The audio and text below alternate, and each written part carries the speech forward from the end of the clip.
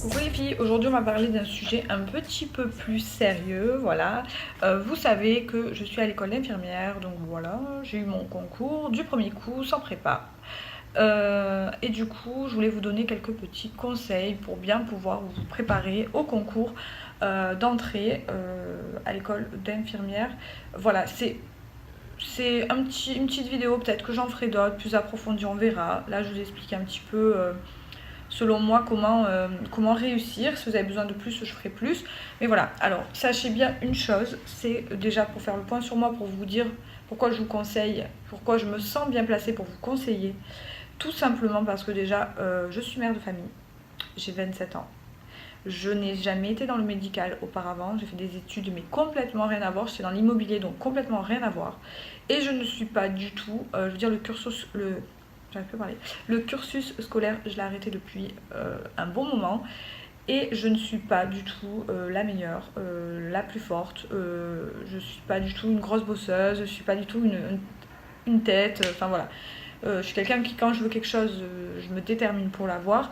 Mais voilà, j'ai énormément de difficultés à retenir les leçons, à ci et là. Donc, ce que je veux dire par là, en fait, c'est que si moi, je me sous-estime un peu là, peut-être, peu importe, je suis honnête avec vous, si moi j'ai réussi à avoir le concours d'infirmière, de l'entrée à l'école d'infirmière du premier coup, ben vous pouvez tout l'avoir en fait. Donc, clairement, voilà, c'est à la fin.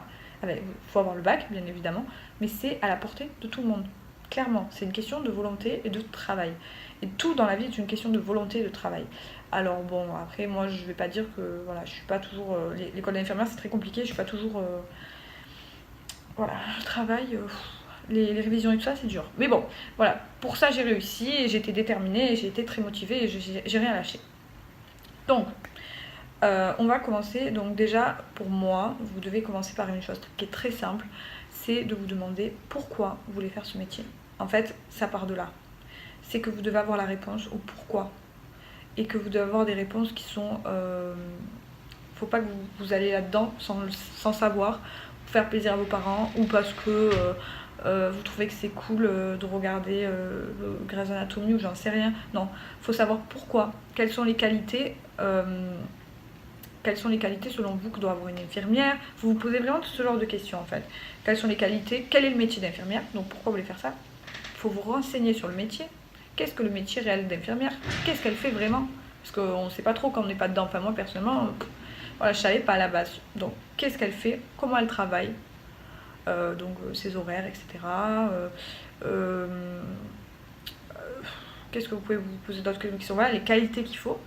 Vraiment tout ce que vous allez être amené à faire en fait, vraiment, mais renseignez-vous à fond. Et pourquoi vous voulez faire ça et pourquoi vous pensez que vous allez apporter quelque chose à ce métier?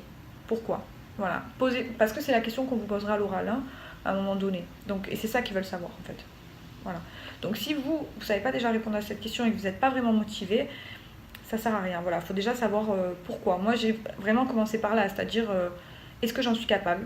Est-ce que j'ai assez de cœur pour faire ce métier? Parce qu'il faut énormément de cœur. Est-ce que j'ai assez de patience? Qu'il faut énormément de patience. Est-ce que j'ai assez de courage? Parce qu'il faut énormément de courage. Pour moi, après, chacun son avis. Vous me direz si vous êtes infirmière, étudiante et tout ce que vous en pensez. Mais pour moi, il faut vraiment avoir du cœur, aimer les gens, avoir de la bienveillance. Je dirais pas que c'est une vocation, parce que pas forcément. Hein, voilà, mais il faut vraiment aimer les gens, aimer aider les gens sans rien attendre en retour. Aimer aussi bon, les aspects techniques hein, de la chose. Si vous aimez pas du tout, voilà, si faire une prise de sang ça vous angoisse, c'est même pas la peine. Bon, ça viendra peut-être avec le temps, mais voilà, faut aimer.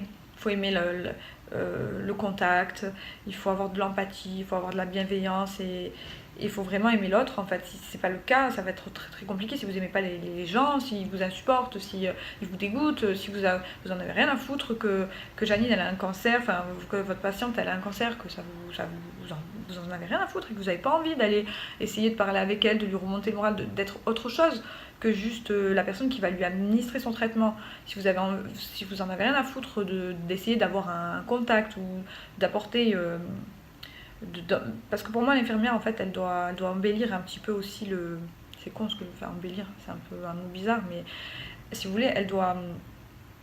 Être à l'hôpital c'est horrible.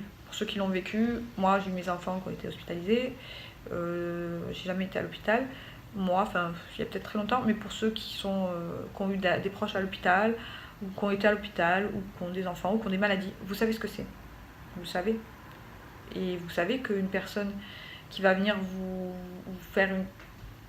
mettre votre perfusion, etc., mais qui va discuter avec vous, échanger, être souriante, parler, s'intéresser à vous, et peut-être, voilà, ça va peut-être un petit peu, c'est con, mais embellir votre journée, vous allez dire, ça a été sympa cette petite discussion, parce que vous vous ennuyez à l'hôpital, et vous imaginez même pas les personnes dans les maisons de retraite, voilà, ils s'ennuient, et d'avoir quelqu'un qui est bienveillant, qui va voilà, leur apporter un petit peu c'est important. Donc pour moi, j'ai des très bons souvenirs d'infirmières qui ont été vraiment au top avec mes enfants, quand vraiment j'allais mal, enfin on allait tous mal, parce que du coup c'est pas cool quoi, et qui vont venir et discuter, qu'on va passer un bon moment, c'est con, mais le séjour est moins difficile.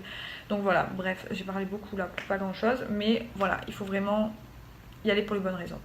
Donc réfléchissez bien à ça. Ensuite, je vous conseille de faire un stage. Donc vous demandez un stage. Donc ça peut être à l'hôpital, en maison de retraite, ça peut être en observation. Moi j'ai fait un stage en libéral par exemple, parce que j'ai trouvé aucun stage. J'avais une copine qui faisait infirmière libérale et qui m'a proposé. Donc ça me permettait un petit peu de voir et de dire est-ce que je me sens capable. Parce qu'il faut vraiment, je pense, voilà. Parce qu'au moins tu y vas au concours, tu es déterminé. Tu leur montres que tu as réfléchi, tu leur montres que tu t'es renseigné sur le boulot. Et tu leur montres en plus que tu as fait un stage. Mais même toi, tu en es sûr en fait que tu veux faire ça. Et eux, ils vont en être sûrs si toi, tu en es sûr déjà. Voilà, donc fais un stage. Ensuite, renseigne-toi sur comment tu vas t'organiser financièrement. C'est-à-dire que là, tu vas dans un concours, réfléchis à tout. Ils vont te les poser ces questions-là. Hein. Ils te les poseront. Donc à un moment donné, si toi, tu sais pas, mais ils vont te dire, merci, au revoir. Il y en a qui savent. Donc réfléchis à ces 3 ans d'études. Comment tu vas faire? Est-ce que tu es véhiculé? Est-ce que tu as de l'argent? Est-ce que tu réfléchis à comment tu vas survivre pendant ces 3 ans financièrement, etc. Parce que si tu ne te poses pas cette question, tu n'y arriveras pas. Voilà, donc ensuite, il faut que tu réfléchisses au niveau aussi organisation, etc. Donc là, on parle de tout ce qui est, faut que tu penses avant de te lancer là-dedans, à comment, est-ce que tu es vraiment décidé, est-ce que tu as toutes les armes en main pour pouvoir faire cette formation, parce que c'est quelque chose de très très important. Pour ce qui est des révisions, donc moi j'ai commencé en décembre et le concours était en mars. J'ai acheté des livres, voilà, donc je vous mettrai des liens de livres que j'ai achetés. Je les ai pas là pour vous montrer parce que j'ai donné à une copine. Ensuite j'ai une copine qui m'a donné des trucs pour s'entraîner, prépa. Ensuite les tests psychotechniques, parce qu'en fait vous avez alors vous avez le français entre guillemets, donc culture générale, et vous avez les tests psychotechniques. Donc pour ce qui est des tests psychotechniques, il y a des méthodes d'entraînement donc sur les livres ou sur internet, je vous mettrai les liens des sites. Faites-en tout le temps, entraînez-vous à bloc. Pour ce qui est du français, soit vous avez déjà un petit peu des bases, si vous avez un peu des lacunes, essayez de vous entraîner en orthographe, tout ça. Mais pour ce qui est du français, il faut regarder en fait tous les jours les informations. Moi c'est ce que je faisais, il faut tous les jours regarder les informations parce que souvent ça tombe sur un sujet d'actualité, donc médical bien évidemment, d'actualité. Donc renseignez-vous sur les sujets d'actualité médicaux qui tombent, voilà, donc ça peut être l'IVG, ça peut être le tabac, ça peut être la canicule, ça peut être voilà, plein de choses comme ça, l'handicap. Donc voilà, vous avez aussi des livres qui vous vous apprenez, etc. Vous avez des livres pour vous préparer, moi je les ai lus, etc. Mais aussi regardez les documentaires santé, les trucs comme ça en fait. Donc voilà pour voilà, et je vous conseille de travailler tous les jours. Un petit peu. Bon après s'il y a des jours où, enfin moi j'étais pas tous les jours mais allez au moins 3-4 fois par semaine, voilà, au moins 3-4 fois par semaine. Vers la fin je me mettais des fois des après-midi à bosser, mais test psychotechnique c'est vraiment un entraînement. Donc ça par contre faites-en très souvent pour vraiment vous exercer, parce que moi j'étais vraiment nul et après bon j'ai pas eu un niveau 2 ouf hein, mais j'ai quand même réussi. J'étais sur liste principale,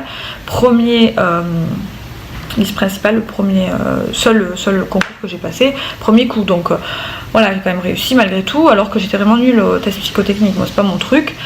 Donc voilà, regardez vraiment les informations, tout ce qui concerne le médical, tout ce qui se passe en ce moment. Renseignez-vous, lisez des articles, un maximum et tout. Je vous mettrai aussi des liens, tout ce que je peux vous trouver en barre d'infos. Vous pouvez regarder le site infirmier.com où il y a pas mal de choses sur les infirmiers, ça peut être intéressant pour vous. Voilà.